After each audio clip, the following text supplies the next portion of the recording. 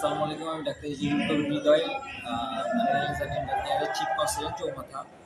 আমার chamber, personal chamber. আমি unit 2 তে ২ দিন বসি। হচ্ছে আমাদের আজকে একটা প্রোগ্রাম আছে, সেখানে হচ্ছে মেইন উদ্দেশ্য ছিল হচ্ছে আমাদের যারা বিডিএস ডাক্তার তাদের সম্পর্কে জানানো এবং তাদের একটা সংগঠন তৈরি করা, তাদের একটা কমিউনিটি গঠন করা। কারণ আমাদের দেখা যায় ১০-২০ হাজার আমরা রেজিস্টার্ড ডাক্তার আছি, কিন্তু চেম্বার বা প্র্যাকটিস করতেছে ৪ লাখ ৫ লাখ ডাক্তার। মানে ডাক্তার নামে এরা হচ্ছে আমাদের কাছ থেকে ৬ মাস ১ বছর শিখে নিয়ে এরা আসলে ট্রেনিং করতেছে। তো আমরা যে কোনো ডাক্তারের কাছে, বিশেষ করে দাঁতের চিকিৎসার ক্ষেত্রে যাওয়ার জন্য অবশ্যই সে বিডিএস ডিগ্রি কিনা এটা জেনে যাব, ডেন্টাল সার্জন কিনা, এবং রেজিস্টার্ড ডাক্তারের কাছে যাব। BMDC, Bangladesh medical and dental council registration number দেখে যাব।